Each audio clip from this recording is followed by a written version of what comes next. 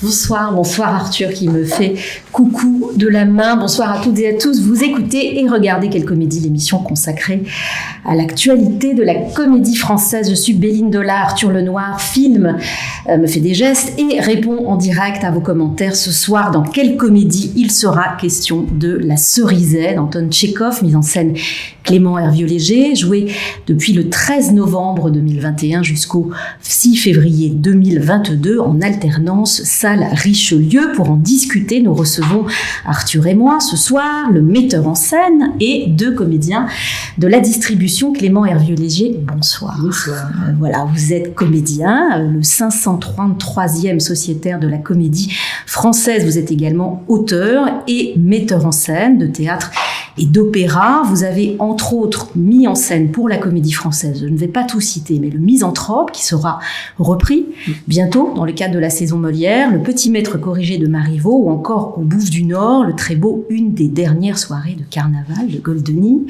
Merci d'être avec nous ce soir. Merci. Florence Viala, bonsoir. Bonsoir. Alors, vous êtes la 503e sociétaire de la comédie française. Vous êtes comédienne très occupée, Florence Viala, puisque vous êtes à l'affiche de 3 spectacles en alternance. La Cerisay de Tchekhov, Fanny Alexandre, adapté d'Ingmar Bergman, mise en scène Julie Deliquet, pour un spectacle pour lequel vous êtes déjà venu il y a quelques semaines discuter avec nous à ce micro. Et enfin, Mais Quelle Comédie, la comédie musicale de Marina Hans et Serge Bagdasarian. Merci de vous rendre disponible pour nous ce soir. Et enfin, Michel Favori, bonsoir. Bonsoir. C'est votre première participation à cette émission, voilà, alors que nous avons lancé en des temps plus incertains, même si les temps actuels continuent un peu à être chahutés. Michel Favori, vous êtes le 485e sociétaire de la troupe. Je suis maintenant sociétaire honoraire. Alors on n'est plus... si, je suis toujours 485. Ah voilà. Il n'y a pas de problème. Toujours, mince. Toujours, mais je suis parti il y a 3 ans, et l'avantage d'un sociétaire honoraire, c'est qu'il peut être rappelé pour faire partie d'une distribution. Ce qui est le cas avec La Cerisay. Voilà. Mais vous ne perdez pas votre numéro. Ah non, pas du tout. Non, j'y tiens en plus. Vous avez rejoint cette troupe en 98. Ouais. Riche déjà à l'époque. En 88. 98, c'était en tant que sociétaire alors. Oh, avant. Non. Avant. Ouais. Non, j'étais sociétaire 3 ans après mon entrée, 91. Donc 88, alors il y a une erreur. 88, c'est pensionnaire. Pensionnaire. Et ensuite, je suis passé sociétaire. Bon, je suis très heureuse en tout cas de vous recevoir ce soir pour évoquer avec Clément Hervieux-Léger et Florence Viala ce spectacle La Cerisay de Tchekhov. Première question pour vous, Clément Hervieux-Léger. Dans votre chemin d'homme de théâtre, vous êtes acteur, vous êtes auteur et vous êtes metteur en scène. Comment arrivez-vous à La Cerisay ? Comment cette pièce s'impose-t-elle ? Dans quel continuum intime ou professionnel, je ne sais pas, ou peut-être les deux ? Je pense que quand on fait de la mise en scène, c'est un rêve de monter Tchekhov, et beaucoup de metteurs en scène ont envie de s'y coller, et parfois jeunes, beaucoup de jeunes metteurs en scène qui montent Tchekhov. Moi, il m'a fallu un peu de temps. L'envie, elle était, je pense, là depuis très longtemps, mais j'ai besoin d'un chemin pour arriver à Tchekhov, le sentiment d'être prêt peut-être, même si on ne l'est jamais complètement. Et c'est vrai que Molière, vous évoquiez Goldoni aussi tout à l'heure, sont des auteurs qui m'ont amené tranquillement à Tchekhov. Pourquoi ? Par quel procédé ? Pour 2 choses. D'abord, dans leur quête du naturel qui naît, en fait, on a toujours l'impression que cette question-là arrive, d'ailleurs, avec Tchekhov, et je pense que c'est ce qui fait que cet auteur est si apprécié par les acteurs. Mais en réalité, la question du naturel, elle se pose dès le 17e avec Molière, et notamment quand il écrit la critique de l'école des femmes ou l'impromptu de Versailles, qui sont des pièces... Aujourd'hui, ça nous semble assez évident, mais par exemple, la critique de l'école des femmes, c'est une pièce en temps réel. Que vous avez mise en scène. Ici. Et c'est une pièce en temps réel, ce qui est quand même assez fou dans le rapport au temps. Goldoni, dans sa manière d'évoquer le groupe, et ce que Peter Stein appellera, pour parler aussi de Tchekhov, de l'écriture démocratique, c'est-à-dire ces groupes où toutes les paroles valent, c'est-à-dire où en fait tous les rôles comptent. Il n'y a pas de petit rôle, je trouve qu'il n'y a pas de petit rôle chez Goldoni, mais je trouve qu'il n'y a pas de petit rôle chez Tchekhov, même si évidemment il y a des figures qui sont plus centrales que d'autres dans l'histoire. il m'a fallu ce temps-là. Ce qui est un peu paradoxal, c'est que je crois dès mes premières mises en scène, on m'a beaucoup dit, il faut que tu montes Tchekhov. Peut-être que c'est aussi parce qu'on me l'a dit que je n'ai pas osé. Pourquoi on vous a dit ça? On vous a donné une raison? Oui, parce que je crois, je suis très mal placée pour en parler, mais on dit de mes spectacles qu'il y a une certaine forme de nostalgie ou de mélancolie qui émane de mes spectacles. Moi, j'en sais rien. Je fais les spectacles avec ce que je suis. Alors peut-être que je suis un être extrêmement nostalgique, je suis pas sûre d'ailleurs, mais en tout cas, c'est ce qui transparaît dans mes spectacles. On m'a beaucoup dit ça, on m'a beaucoup dit... je crois aussi dans mon rapport à la question du genre, c'est-à-dire que j'ai monté des pièces, notamment le Misanthrope, puisqu'on en parlait, de comédie spectacle. ou tragédie. C'est-à-dire que Molière écrit... à propos du Misanthrope, c'est une comédie. Est-ce qu'on peut vraiment monter le Misanthrope comme une comédie? Je ne sais pas. Et Tchekhov fait exactement la même chose. Tchekhov, il écrit sous la cerisée comédie. J'ai le sentiment qu'il écrit ça davantage pour nous dire que ça n'est pas une tragédie, plutôt que pour nous dire que c'est une comédie. En tout cas, ça n'est pas une farce. Et moi, j'aime ces pièces qui sont à la croisée des chemins, où c'est impossible, en fait, de dire s'il s'agit... de comédie, de tragédie, de drame, des pièces qui peuvent faire rire l'un et pleurer l'autre sur la même phrase, parce que je trouve que la vie est comme ça. Et moi, j'aime ce frottement entre le théâtre et la vie. Donc, Laurence Viala, est-ce que c'est un être mélancolique, Clément Hervieux-Léger? Non. Non, je Vous dites ça parce que vous avez beaucoup ri pendant les répétitions. Non, c'est même pas une sorte de rire. Vous étiez un misanthrope et vous c'est pas un comique, ça n'a rien à voir. Quand on parle de nostalgie, on parle de c'est pas quelqu'un de nostalgique, non. Non, pas du tout. Dans la nostalgie, il y a un petit côté passéiste, il y a un petit côté comme ça, il n'est pas du tout comme ça. Non. Moi, je rajouterais quelque chose par rapport à ce que vous venez de lui demander, si je peux me permettre. Bien sûr. C'est-à-dire que je trouve aussi que c'est un metteur en scène de la précision, du détail. Et Tchekhov demande beaucoup ça. C'est beaucoup du détail. C'est beaucoup des toutes petites choses qui font que d'un seul coup, voilà, des toutes petites choses de jeu.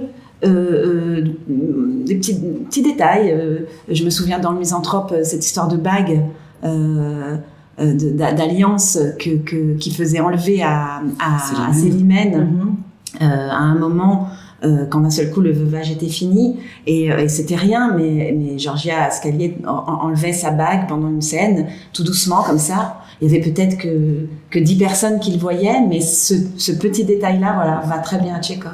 Michel Vavory, c'est un metteur en scène qui... Non, pas du tout. Précis. Pas du tout. La nostalgie, c'est pour les gens plus anciens. Enfin, bon, tu vois, avoir vécu énormément, etc. Pour avoir la nostalgie par rapport à ce qui arrive. Bon, ça c'est plutôt une forme de mélancolia. Je dis pas de mélancolie, mais de mélancolia. C'est-à-dire une espèce de côté un peu rêvasseur, romantique qu'il a de temps en temps dans l'œil. Et ça, c'est assez communicatif. Moi, j'adore... personnellement, parce qu'il m'arrive d'avoir des épisodes, des attaques mélancoliques. Des attaques de oui, ça me dure 10 jours, je suis impossible à voir, je reste chez moi, je ne bouge pas, je prends ça sur la figure, j'attends que ça se passe. Et ce que vous aimez, c'est que vous ayez cela en commun, finalement, vous vous reconnaissez? Bien sûr.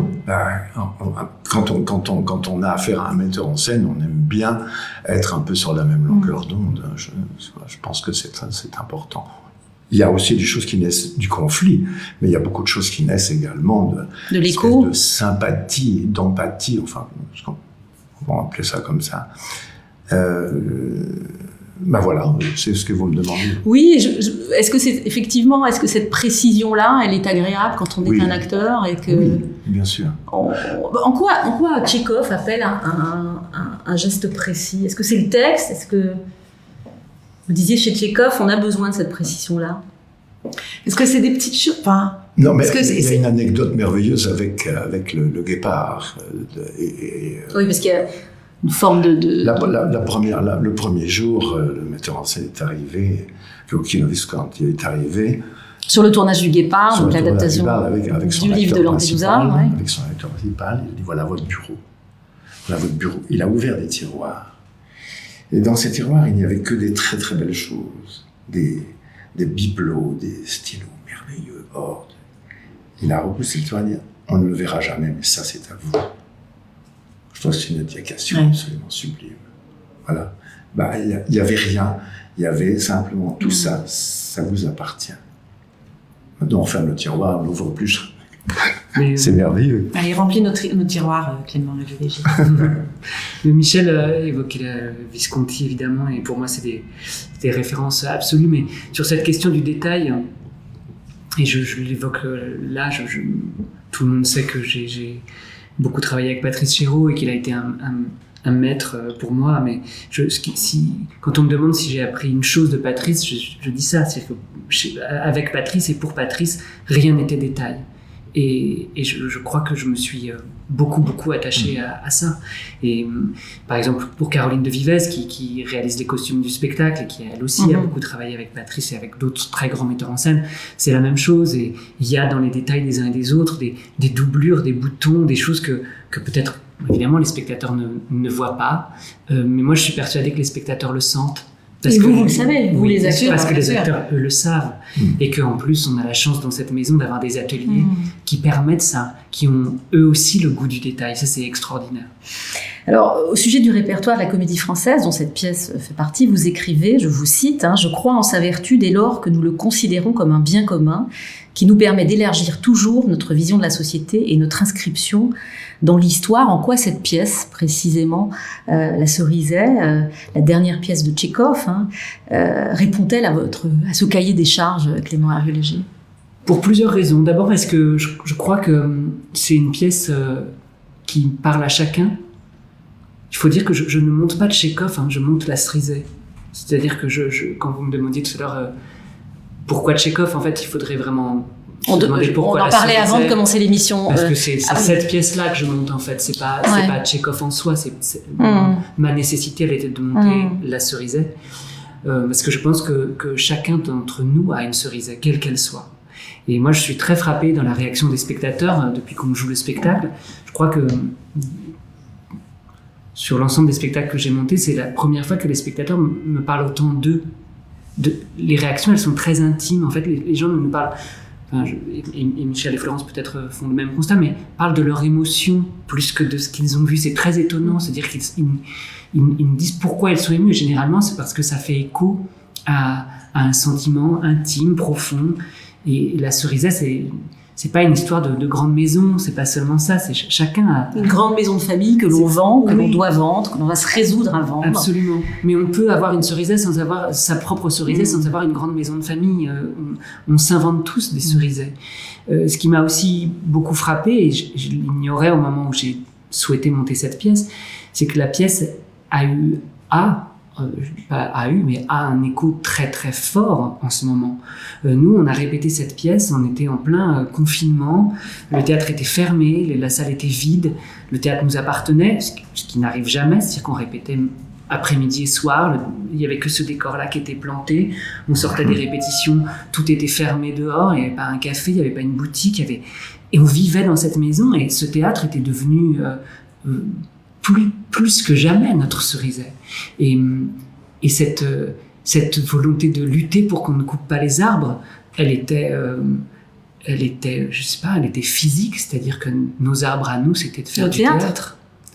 Et voilà, oui, je trouve que cette pièce, elle nous parle, parce qu'elle nous parle d'un basculement, elle nous parle de la fin d'un monde. On n'a pas eu beaucoup en tout cas pour nos générations, le sentiment de vivre un basculement ou une fin de monde comme ce qu'on vit à présent. C'est ce qui est extraordinaire avec le répertoire. Michel Favori.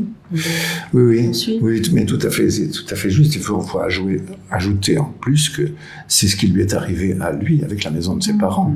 C'est-à-dire qu'à 40, je sais plus, à 40, Tagantkov, il est né. Oui, c'est ça. Oui, la maison a été achetée par un promoteur qui s'est empressé de la raser. Donc là, il y a quelque chose d'intéressant. Et je voulais ajouter aussi que il y a un mot, je crois qu'il est de Tchekhov, je ne suis pas sûr, mais au commencement était l'émotion. Je crois que c'est une parole de Tchekhov. Ça, c'est fondamental. Les personnages sont toujours à la limite d'avoir l'œil embué, mais ne le font pas. C'est ça qui est magnifique dans cette pièce. C'est que ça risque toujours de déraper vers le pathos, et que il y a des moments de tragédie pure, quand elle dit, Lyubov, ouais. Voilà, avec son enfant, etc. Ça, c'est bon. Votre personnage à vous, il est comme ça. Enfin, en tout cas, c'est comme ça que vous le jouez. Il est toujours sur le fil, mais jamais dans une forme tragique, linéaire, binaire. C'est ce que Clément a demandé, mais c'est ce que Tchekhov a écrit aussi. Hein. Il a écrit dans ses lettres. Il y a eu des Lyubov plus spectaculaires, on va dire, ou hystériques, ou vous êtes du côté du subtil. C'est pas Valentina Cortez. J'ai vu aussi. Je ne l'ai pas vu. Qui jouait une grande star de cinéma, c'était ahurissant. C'était une espèce d'oiseau. Alors, Clément Hervieux-Léger, votre mise en scène est très précise, très délicate. Elle rend clairement hommage à ce texte, à l'œuvre de Tchekhov, qui est La Cerisay. Moi, je dirais que c'est une version un peu à l'os. Et vous n'êtes pas un metteur en scène très interventionniste. Vous n'êtes pas vous n'êtes pas adepte des effets. On a le sentiment que vous êtes plutôt adepte du sens. Vous allez. Oui, ça m'intéresse plus. Et puis, d'abord, je trouve que l'auteur et les actrices et les acteurs sont bien plus grands que moi. Moi, metteur en scène, je suis pas là je suis là pour les accompagner, mais je crois pas être là pour me faire valoir. Surtout quand on travaille avec des artistes aussi immenses que Florence ou Michel. Enfin, moi, je suis fasciné de les regarder travailler.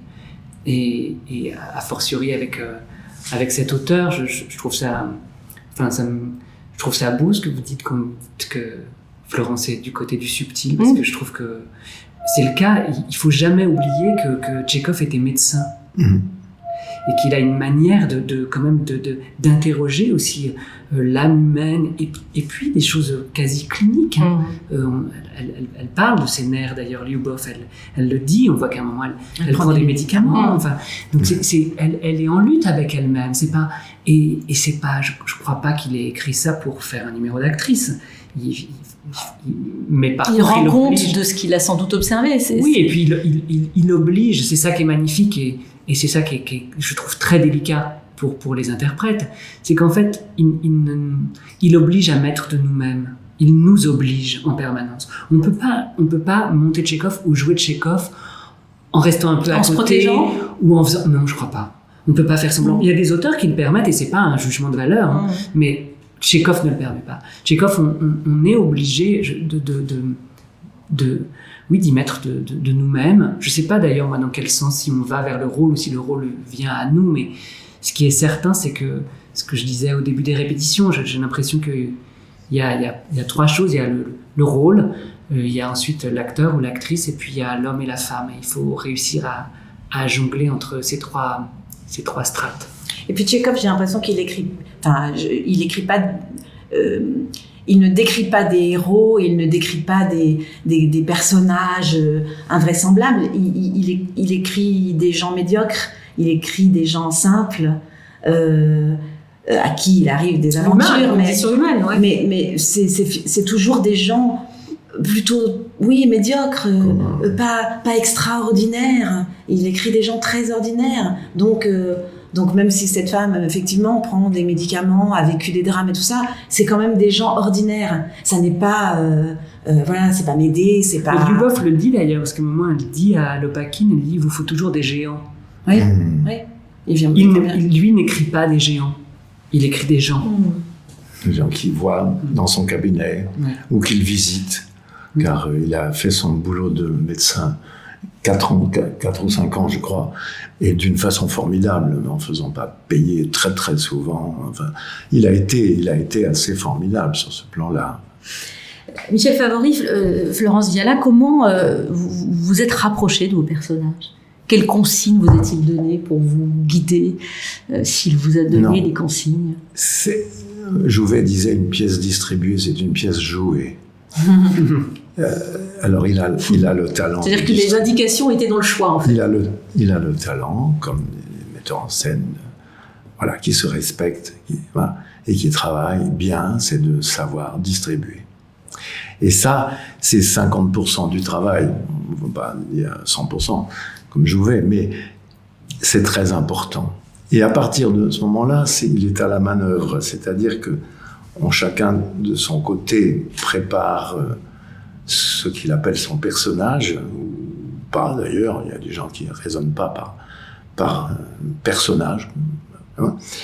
Et il orchestre tout ça, même musicalement, je pense. Il y a des timbres qui se répondent bien, qui se répondent pas. C'est ça aussi le théâtre. Ça marche très bien avec ça. Des timbres de voix. Des timbres de voix. On parle pas de la musique. Des timbres de voix, des débits. Des débits. C'est un lapsus intéressant. Voilà, des débits et des timbres de voix qui se marient bien. Et ça fait partie de la distribution. Alors qu'est-ce qu'il a mis dans vos tiroirs? Qu'il vous donne des indications? Qu'a-t-il mis dans vos tiroirs respectifs? C'est un peu ce que Michel dit, c'est-à-dire que je pense qu'effectivement, le fait de nous avoir distribués chacun dans nos rôles, déjà, il pouvait pressentir de ce qui allait se passer. C'est-à-dire que moi, pour le coup, je ne suis pas une actrice spectaculaire, je n'aime pas ça. Ça me passionne pas. J'aime bien le voir, mais ça n'est pas mon travail. Donc, il était sûr que j'allais pas faire un grand numéro. Ça, c'était couru d'avance. Après, s'il me l'avait demandé, il aurait fallu travailler. On aurait pu, mais voilà, c'était pas mon plaisir d'actrice. Mais mon plaisir d'actrice était plus dans la recherche. Et moi, je suis pas trop dans les personnages, mais dans le mot à mot, de dire qu'est-ce qui se dit là, qu'est-ce qui se joue, et puis d'avancer comme ça, ça me passionne, et ces petites choses comme ça, et c'est pour ça que j'aime beaucoup travailler avec Clément, pour ce petit tricotage bout à bout, et pas raconter. S'emparer d'un personnage, et en faire quelque chose qui vous dépasse. Oui, l'idée c'est. Et comment on joue ce naturel alors? Il faut effectivement le mettre de soi, réfléchir. Est-ce que c'est un enjeu? Oui, c'est un enjeu. En tout cas, moi, c'est une vraie recherche, et chez Tchekhov, il le dit, cette recherche du naturel, c'est une quête de vérité, c'est pas une recherche de naturalisme. Et c'est ça qui est important, en fait. C'est ça la grande différence. Je crois que l'erreur serait de penser que ce qu'on entend par naturel chez Tchekhov serait une manière de jouer naturaliste. C'est bien plus grand que ça, Tchekhov. En revanche, c'est vraiment une quête de vérité. Et c'est pour ça, moi, je suis assez persuadée que la vérité, elle se niche dans des recoins parfois tout petits. Et c'est ce dont parle Florence, c'est-à-dire c'est ce sur quoi aussi on a travaillé, et sur les relations entre eux. Mm-hmm. Par exemple, pour moi, le couple Gaïev-Lyubov, c'est-à-dire le frère et la sœur, compte énormément. Et je trouve qu'il y a une évidence de la fratrie quand je vois Florence et Eric sur un plateau. C'est-à-dire que je les vois l'un à côté de l'autre et je crois au fait qu'ils soient frères et sœurs. C'est inexplicable, c'est comme ça. Et Donc vous concevez votre distribution avec en tête déjà tous ces liens, mais parce que vous connaissez aussi. On se connaît tellement bien. C'est vrai que c'est des choix. Si on prend le personnage de Lopakhin, je suis pas sûre que ça aille de soi de distribuer Loïc Corbery, parce qu'on en fait souvent sous prétexte qu'il est fils de moujik, comme beaucoup de représentations du monde rural au théâtre, ce qu'on a beaucoup fait, ce que fait beaucoup de metteurs en scène, dès qu'il s'agit de quelqu'un qui est censé appartenir ou être du côté de la terre. C'est un riche marchand, fils de moujik. On en fait quelqu'un qui est quasiment forcément en botte en caoutchouc. C'est plus compliqué que ça, le monde rural et le monde agricole, et il y a des princes dans le monde agricole. Et Lopakhin, en plus, il essaye de s'extirper de ce milieu-là, et il passe son temps, il le dit lui-même, il est là, habillé comme un lord, peut-être un peu trop d'ailleurs, moi, c'est un personnage que je trouve extrêmement touchant, en réalité, Lopakhin, parce que d'abord, il essaye de les aider, et ce qui est beau, c'est ce dialogue de sourds. Oui, il essaye de les aider au début. Il essaye de les convaincre de se résoudre à raser les cerisiers. Ils ne l'entendent pas. Enfin, ils l'entendent, ils ne veulent pas l'entendre. Comme quand on dit à Fierce, il est temps que tu meurs, et qu'il répond Votre personnage, Fierce. Oui. Comment le décririez-vous? Là, moi, je peux pas comment dire. Le travail, enfin, c'est une question de génération aussi. J'ai été formé à une école bien plus ancienne, où la notion de personnage était quelque chose de très, très, très important. C'est-à-dire accéder à, non pas se montrer dans, tel qu'on est au cinéma ou ailleurs, mais au théâtre, une espèce d'investissement dans l'histoire de ce personnage par rapport à la pièce. Moi, à Firth, j'y pense depuis ça fait plus d'1 an maintenant, bien sûr, beaucoup plus. Et j'accumule, c'est un peu comme les cuisiniers toqués, j'accumule un certain nombre de choses et ensuite je fais ma cuisine propre. Alors, ça, je soumets ça à un metteur en scène qui dit oui, qui dit non, qui obvie, qui change, qui a pas du tout envie de ça ou a envie de ça, peu importe. Voilà, mon travail, c'est de vivre à côté d'un personnage pendant un certain temps et j'adore ça. C'est une partie du théâtre. C'est vivre à côté et à un moment donné vous vous retrouvez ou c'est toujours un compagnonnage? C'est toujours un compagnonnage parce que vous voulez dire un compagnonnage avec le metteur en scène. C'est-à-dire que ma question, c'est est-ce que vous vivez à côté le temps que finalement vous vous imprégnez de ce personnage? Je ne sais pas si les termes sont justes. Et à un moment donné, il y a une rencontre et vous devenez ce personnage et il devient vous. La sauce est faite. La sauce est faite. Le plat est prêt. Et à ce moment-là, on le soumet si on a le temps. Et là, on avait le temps. Je dois dire que là... Ça a changé quelque chose d'avoir ce temps-là? Oui, bien sûr. Bien sûr. Oui, ça infuse. Oui. Et c'est vraiment le terme, je trouve, j'adore ce terme. Parce que ça infuse vraiment, ça rentre par les pores, ça se dépose, on voit ce qui reste, il y a des choses qui ressortent, il y a des choses qui s'oublient, il y a d'autres choses qui s'accumulent par-dessus, ça fait un terreau, ça fait un... Parce que c'est quand même une pièce sur le temps. Et Tchekhov, il écrit le temps comme aucun autre auteur. Et on a été soumis à un temps qui était très singulier, puisqu'on a répété un moment où on devait créer en avril. On a répété dans cette maison fermée jour et nuit, pour ainsi dire, pendant 2 mois. Puis, on s'est arrêté pour créer le spectacle 5 mois plus tard. Enfin, c'est des choses qui n'arrivent pas. C'est-à-dire que nous-mêmes, on a été bousculés par le temps. Et le temps, c'est un personnage, comme le lieu. La cerisée, c'est presque un personnage. Je trouve, chez Tchekhov, oui. C'est-à-dire que Tchekhov... Pour moi, le personnage principal, c'est la cerisée elle-même. Et la maison ? La maison surtout, parce que ce qui est très intéressant et passionnant, c'est que Tchekhov ne la montre pas, la cerisée. On ne la voit pas dans votre pièce, elle est suggérée. Elle est suggérée, mais aucune scène ne se passe dans aucun acte. Ce qui est fou, c'est que l'acte 2 qui se passe dehors ne se passe pas dans la cerisée. Ce qui est extraordinaire. C'est-à-dire que, mais alors, quelle explication à ça? Quelle est l'intention? Mais parce que ce qui est magnifique, c'est que ça reste fantastique. C'est la suggestion. C'est un fantasme pour chacun. Moi, je trouve ça magnifique parce qu'ils nous la décrivent avec leur point de vue. Enfin, moi, que ce soit Lyubov qui nous dit elle est éblouissante ou Lopakin qui dit oui, enfin elle est grande. C'est-à-dire qu'en fait, et c'est avec les bribes de chacun qu'on se fait notre propre cerisée. Et c'est ça que je trouve magnifique.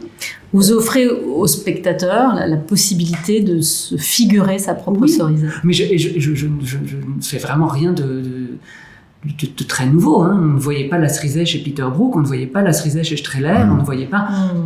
C'est comme ça, mais de par son absence, elle est extrêmement présente. Évidemment, et c'est bien plus subtil et bien plus fort que de dire je vais mettre des cerisiers et on va danser dessous. Non, c'est autre chose qui se passe. Quand vous avez discuté de cela avec votre scénographe, Aurélie Mestre, il a été clair dès le départ que vous ne montreriez pas la cerisée? Ou c'est une question que l'on se pose à chaque fois qu'on monte cette pièce? Bien sûr, c'est une question qu'on se pose, mais en fait, cette pièce, elle commence dans une chambre d'enfant. Il y a ensuite un acte qui se passe à l'extérieur, puis le 3e acte qui est une fête, et on revient dans cette chambre d'enfant qui va être fermée. Pour moi, c'est ça que j'ai lu d'abord. 4 mois. Et évidemment, la chambre d'enfant au début et à la fin. J'ai eu envie que tout se passe dans cette chambre d'enfant, parce que moi-même enfant, c'est dans une chambre d'enfant, dans une maison de famille, que j'ai peut-être eu mes plus grands rêves de théâtre, et sûrement que j'ai commencé à en faire. Voilà. Florence Viala, revenons à votre Lyubov, donc propriétaire terrienne, ruinée, veuve, mère orpheline de son fils, mort quelques années auparavant. Lyubov est de retour chez elle dans cette maison qu'il l'a vu grandir après 5 ans à Paris, c'est ça? Une histoire d'amour compliquée, ça c'est la version la version académique de Lyubov, votre Lyubov à vous. Bah c'est ça. C'est ça. Oui, bien sûr. J'avais pas de donner des. Non, j'avais pas à rajouter. C'est déjà énorme. Enfin, elle a déjà un parcours. Elle le c'est un peu difficile, c'est un peu lourd. Elle le détaille très très bien dans l'acte 2, tout ce qui lui est arrivé, sa ville après de Menton. Elle raconte tout ça. Donc c'était déjà suffisant. C'était énorme déjà d'avoir absorbé tout ça. Est-ce que on parlait tout à l'heure de ce moment où on rencontre un personnage, est-ce que vous expérimentez ça? C'est-à-dire, il y a un moment, ça advient, et Lyubov et vous qui avez cheminé parallèlement. Oui, je pense. En règle générale, je parle de la Cerisay, mais je peux parler d'autres personnages. Oui, je pense que ça vient. Enfin, je sais plus, j'avais raconté ça une fois sur un truc de. Je disais, c'est comme les jardiniers, on plante des choses, c'est en bas, c'est comme ça, on travaille, on remue la terre, on prépare tout le terrain, on met les graines, et puis ça pousse. Et alors quand ça sort de terre, je peux jamais le dire. Des fois c'est la veille de la première, des fois c'est 5 jours après la première, des fois c'est le deuxième jour de répétition, des fois c'est... Quand ça sort de terre, c'est-à-dire quand d'un seul coup on se sent juste, c'est-à-dire quand on sent que la manière dont on va dire ces mots-là, c'est juste, on le sait, on a un pressentiment. Après, le metteur en scène est là pour dire ça, on exagère, ça voilà. Il façonne après d'une architecture un peu plus précise. Voilà, il met les tuteurs dans le bon sens, mais il taille, je ne sais pas, mais sinon, quand ça arrive, mais même des fois, moi je me rends compte, c'est tellement bête, je vois que, par exemple, sur ce spectacle, je me suis mis à porter des couleurs dans la vie que je ne porte jamais. Et je me suis mise à porter les couleurs de Lyubov. Par exemple, ça, c'est les couleurs de Lyubov. Je ne porte jamais de couleurs comme ça. Et d'un seul coup, je me suis vue. Je me suis dit, c'est bizarre quand même. Je me suis acheté 2 pulls marron, un truc orange. C'est totalement bête parce que ça veut dire que d'un seul coup, il y a quelque chose qui s'est mis en place. C'est très anecdotique ce que je raconte, mais ce que je veux dire, c'est que je sais que dans ma tête, il y a quelque chose qui est parti qui est avec Lyubov, et que je commence à avoir sans doute des goûts, et puis je porterai sans doute plus jamais ça quand je jouerai le prochain. Enfin, oui, c'est ce que je voulais vous demander. Parce que c'est vraiment le temps que ça advient. Après, comme on est dans un théâtre d'alternance, on continue à... Parce que on peut pas vous avez fait quelle comédie qui est une comédie musicale où vous êtes tout en plume. Comme on joue plein de choses en parallèle, c'est vraiment le temps aussi que le spectacle aussi parce qu'on continue à travailler, quand ça joue, ensuite le spectacle continue et les personnages et tout ça continue à fleurir et moi, ça me réjouit parce que je les entends l'un et l'autre et on peut penser parfois que le théâtre, c'est une histoire de grande inspiration et du talent jeté à la figure du public. Michel nous parle de cuisine et Flo de jardinage. Et c'est ça, et ça me réjouit parce que je crois qu'en fait, moi, j'aime faire du théâtre comme ça, de manière en fait extrêmement concrète. Et puis, par exemple, moi, je suis pas du tout un metteur en scène qui craint de parler de psychologie. Je trouve pas que ce soit un gros mot. Ça m'intéresse. Ça vous fait rire, Michel Favreau? Ça m'intéresse. Oui, un gros mot, c'est le gros mot qui me fait rire. Ça me fait penser à un mot de Jo Bousquet, le poète Jo Bousquet, il disait « le bonheur de l'évidence ». On ressent le bonheur de l'évidence lorsque tout est prêt, la sauce, les machins, etc., les ingrédients, que ça a poussé. Les tomates. On ressent le bonheur de l'évidence. J'aime beaucoup ce terme. Ouais. Entre vous la voyez, l'évidence advenir, vous savez quand ils sont prêts qu'ils sont sur le point de l'être. Ce qui est très très drôle, et c'est ça qui est extraordinaire avant nous, je pense. Dans le métier de metteur en scène, c'est qu'ils ne travaillent pas tous du tout au même rythme. Et que le but, quand on est metteur en scène, ce qui est magnifique, c'est d'accompagner chacun à son rythme. Et de ne pas pousser ceux qui ne doivent pas l'être quand ils ne sont pas prêts à. Et à l'inverse, parfois freiner aussi certains qui peuvent aller très vite pour ne pas que ça s'épuise. Et le but, c'est d'arriver à la première avec tout le monde au même niveau, au même endroit, au même moment. Ça, c'est magnifique. Donc, je les observe, je les regarde tout le temps, toute la journée. Mais c'est aussi la magie de mettre en scène au sein d'une troupe à laquelle on appartient. C'est-à-dire que, par ailleurs, j'ai joué avec eux, on se connaît très bien et on sait un peu comment chacun fonctionne. Donc, moi, je trouve que c'est important de respecter le temps du travail de chacun. Il y a des acteurs qui sont des acteurs plus lents que d'autres. C'est sa spécificité, c'est sa particularité de metteur en scène. Il voit tout. C'est-à-dire qu'il y a ce que j'ai entendu. Moi, j'ai rencontré quelques metteurs en scène, il y en a peu. Il y en a qui poussent tout le monde, hein. Mais qui voient tout. Et quand d'un seul coup, quand on a fait un truc tout petit, hein. Je regarde votre médaille, tout ça. Je sais qu'il l'a vu. Et s'il dit rien, ça veut dire que ça va. Et je me dis, peut-être qu'un jour, il va me dire, arrête de regarder sa médaille, c'est pas très, non, c'est pas très intéressant. Ou s'il dit rien, c'est que ça va, je continue à regarder la médaille. Mais je sais qu'il l'a vu. Je sais pas comment, il y a plein de metteurs en scène, enfin, il y a très peu de metteurs en scène comme ça dont on sait qui voit tout. Suivi. Oui, absolument. Qui voit tout. Et qui voit tout puis qui laisse faire. Et on sait que si un jour on dépasse les bornes ou que ça n'est plus intéressant ou que ça n'apporte rien ou que, eh ben il va le dire. Mais et ça vous met dans un état de confiance total. Total. Et puis en plus de joie, de jeu, je sais qu'il y a plein de choses dont on peut s'en parler, de se dire de rapports comme ça entre des personnages. Des petits rendez-vous. Des petits rendez-vous de personnages qu'on a entre acteurs, dont il ne nous a rien dit, qu'on laisse grandir, et puis voilà. C'est-à-dire, vous décidez entre acteurs? Non, on décide rien, ça se fait. Comme ça, d'un seul coup, lui ne se monte pas. Donc, si je trouve que tout à coup, il y a quelque chose qui n'est pas juste par rapport à... Par exemple, je peux le dire à Michel, parce que Michel, il a une conduite des gants, de la manière dont il porte, où il enlève, où il met ses gants au cours du spectacle pour Fierce, que j'adore. Je n'en ai jamais parlé avec Michel. Mais je sais exactement quand Michel met ses gants, quand il les enlève, parce que Fierce a ses gants. Fierce, il sert dans cette maison depuis des lustres. C'est un laquais, voilà. C'est un laquais, un peu de vieille école aussi. C'est-à-dire que lui, il a une idée aussi du service. C'est les vestiges du jour. C'est magnifique. Oui, il y a quelque chose des vestiges du jour, il y a quelque chose de... Et il y a des moments où, et donc il a une paire de gants blancs, usés. Raccommodés partout. Et je sais... Voilà, j'observe la manière dont Michel, de répétition à répétition, a construit sa propre conduite, costume par rapport aux gants, par exemple. C'est vraiment c'est un exemple parmi plein d'autres.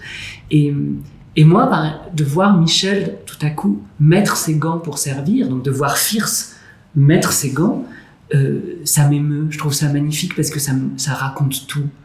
C'est-à-dire que cet homme qui est au bout de sa vie, qui est au bout de ses forces, qui ne va pas pouvoir rester dans cette maison, et qui au bout du compte, il sera enfermé parce qu'on va l'avoir oublié. Quand on reçoit, ou quand madame va prendre le café, ou se dit je mets mes gants. Tout est raconté là-dedans. Et on n'a pas eu besoin de s'en parler avec Michel, parce que Michel, il a fait son chemin par rapport à ça, et je crois que c'était très clair entre nous. Voilà. On ne s'en est jamais parlé. J'en parle là à Michel, mais on ne s'est jamais parlé. Favori. Les gants. Oui, ça fait partie du travail. Que quelquefois encore, je marche dans la rue comme lui, c'est-à-dire que je me retrouve en train de faire des petits pas en sortant de chez moi, ce qui est complètement stupide, mais c'est une espèce de, presque dire de compagnonnage pendant tout le temps des répétitions. L'acteur et le personnage tel que je le conçois moi, encore une fois, je suis d'une autre génération, marchent ensemble pendant tout ce temps-là, jusqu'à l'éclosion, jusqu'à l'évidence, le bonheur de l'évidence dont je parlais tout à l'heure. Il faut que on peut avoir des idées soi-même sur les choses, mais il faut qu'elles fassent leur chemin. Ce que tu disais tout à l'heure, Florence. Il faut qu'elles s'inscrivent, il faut qu'elles passent dans le sang, que ça irrigue l'ensemble jusqu'au gant. Jusqu'aux mains. C'est quelque chose qui... Pardon, je vous interromps, mais par rapport à ce que vous disiez tout à l'heure, ce naturel dont vous parliez, c'est aussi parce que d'un seul coup, c'est tellement rentré ensuite en nous qu'on ne le fait plus. c'est. Et après, on joue, on dit des mots qui ne sont pas les nôtres, etc. Mais sans doute, on agit comme, puisque c'est rentré, c'est comme ça, c'est... Est-ce qu'on a la nostalgie d'un personnage qu'on a quitté? Ouais. Ah oui. Ah là, je vous sens tous les trois oui, sensibles. Ah oui. Alors là, oui. Mais il y a des personnages qui changent nos vies. Hein. Enfin, moi, il y a des personnages qui ont été des rencontres comme des vraies rencontres. Enfin, ce sont de vraies rencontres. Découvrir des choses sur moi-même comme quelqu'un vous fait découvrir ce que vous êtes. Oui, c'est sûr. Et je crois que la force de Tchekhov, c'est qu'il crée des rendez-vous entre des acteurs et des rôles. Et c'est ça qui est magnifique. Oui, parce que moi là, je pensais, à la seconde où vous avez posé la question, je me suis dit, tiens, elle va nous demander quels sont les personnages parce que je vous sens un peu... Et tout de suite, j'ai pensé à tout ce qui m'est arrivé tout de suite, c'est tous les personnages que j'ai joués avec Tchekhov. En premier. Je pense qu'il y en a d'autres, les trois sœurs, Vania. Tout de suite, c'est les deux qui sont arrivés. Parce qu'on est vraiment dans la condition humaine, dans l'intime tout de suite. Ouais. Il n'y a pas de scorie, il n'y a pas d'écume, il n'y a pas de... Oui, il nous ressemble au plus profond, tout simplement. De spectacle, en fait. Au plus profond, à l'émotion. Parce qu'il écrit tellement oui, comme ce qu'on disait tout à l'heure, il écrit tellement des gens, il écrit tellement des gens proches de nous. Des répétitions de Tchekhov, parce que vous êtes entre vous et vous découvrez ce texte, sont des répétitions différentes. Vous allez tout de suite à vous-même. Vous parliez d'intime et de ce que ça dit de nous. C'est différent de jouer... peut-être que c'est ça qui est différent, de jouer du Tchekhov. On va directement à soi-même. On n'est pas protégé. Je pense que ça, c'est très propre à chacun, en plus. Mais est-ce qu'elles sont différentes, les répétitions de Tchekhov? La façon dont on s'approprie l'histoire, le texte, le personnage? Non, je vous avais pas... Mais on a des souvenirs, en revanche, qui sont très... comment dire, très liés à la vie quotidienne. Par exemple, sur les trois sœurs, j'ai l'odeur encore, et mes sœurs aussi, Elsa Le Poivre et Georgia Ascaliette, on a toutes les trois l'odeur encore de la maison qu'on avait donc dans le décor, parce qu'il y avait une odeur particulière, parce qu'il y avait vraiment à manger, il y avait des vrais repas, et il y avait notamment ce pâté en croûte.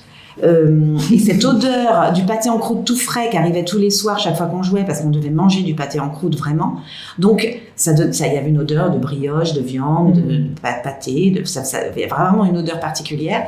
Cette odeur de pâté en croûte est restée, vous ramène tout de suite à votre sœur quand vous lancez en tout de suite.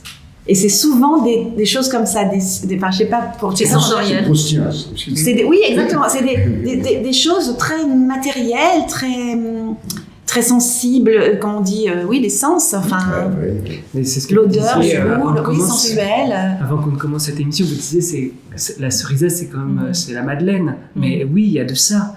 On fait avec nos C'est quoi la cerisette, Clément Rêve-Léger? C'est un lieu, c'est un moment? C'est les deux, c'est un secret surtout. En ce qui me concerne, c'est extrêmement concret parce que ça correspond à un lieu. Parce que j'ai cette chance aussi d'avoir grandi dans une maison qui finalement, pour plein de raisons, ressemble à cette cerisette. Et que je crois que je connais alors vraiment intimement ce que c'est qu'un attachement viscéral à un lieu. C'est-à-dire la manière dont tout à coup un lieu devient un parent, dont l'idée de le quitter relève forcément de l'arrachement. Mais ce qui est magnifique dans cette pièce, et c'est ce que Tchekhov fait, notamment sur le personnage évidemment de Lyubov, c'est que pour Lyubov, quitter cet endroit, c'est aussi quitter le souvenir de cet enfant mort qui n'a vécu que là. C'est ça en fait une cerisette, c'est-à-dire c'est pas seulement un lieu, c'est ce qu'on y met, ce qui nous y attache par le cœur en fait.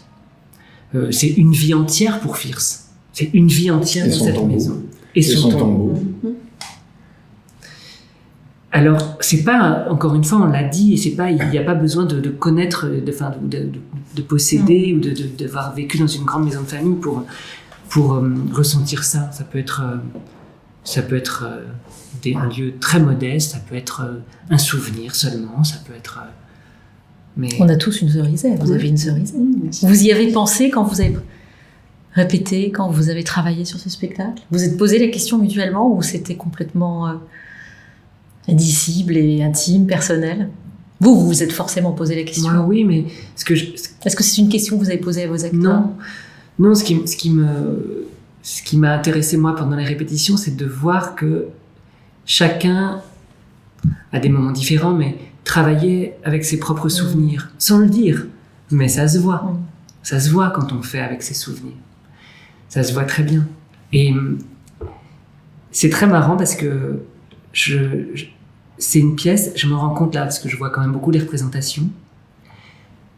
Je crois que je peux dire, en regardant le spectacle, s'il y a, pour telle ou telle comédienne ou comédien sur le plateau, quelqu'un dans la salle qui lui évoque une chose, enfin, qui fait écho à sa propre cerisette. C'est-à-dire que je me rends compte, sa maman ou un ami proche ou quelqu'un qui a compté, ça se sent, je sais pas, c'est sensible. C'est-à-dire que tout à coup, la personne est à fleur de peau, comme si les souvenirs devenaient tellement concrets qu'ils bousculent. Je sais pas si d'ailleurs ils bousculent le théâtre ou c'est le théâtre qui bouscule la vie, mais c'est très frappant.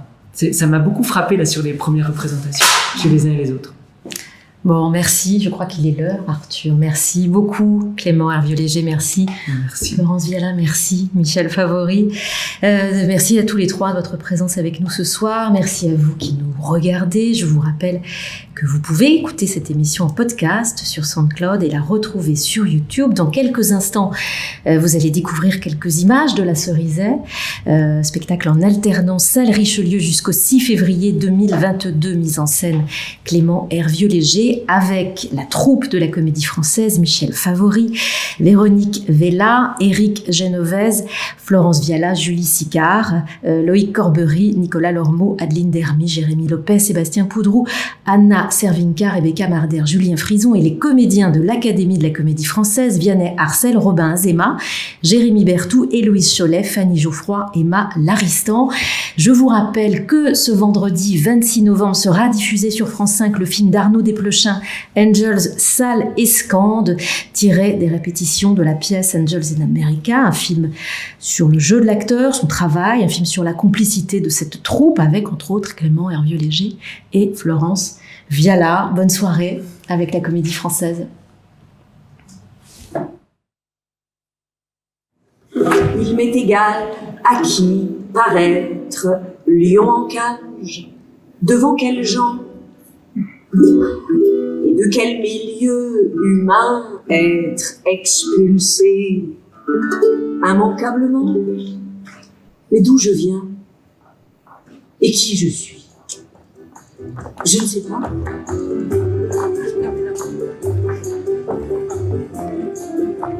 Moi, je suis née ici. C'est ici qu'ont vécu mon père et ma mère. Avant, à nos balles, il y avait des généraux, des barons, des amiraux. Maintenant, on envoie chercher le receveur des postes et le chef de gare. Soyez assez bonne de me laisser vous demander quelque chose. Si vous retournez à Paris, prenez-moi avec vous. Mais viens. Tiens, prends ça. Il y a des anchois et un rond de pioche. J'ai perdu l'argent. Où est l'argent? Vous êtes, tu m'as dit, comme une flamme. La culture. Bon, on a mis la fin, plus de la tête. J'ai mis 90, j'ai remporté le morceau. Maintenant, la cerisette est à moi. Tu ne comprends rien, c'est ça? Je vous regarde vous exprimer de manière délicate. Vous vous a dépouillé. Il ne faut pas dire ça. Mais tu es canaille. Je l'aime. Qu'il ait été ou non vendu aujourd'hui, le domaine, quelle importance. J'en ai fini de lui depuis longtemps. C'est vrai que dans la tournure, vous avez quelque chose du cheval. Et quoi? Le cheval, c'est une bonne bête. Ça se vend, un cheval.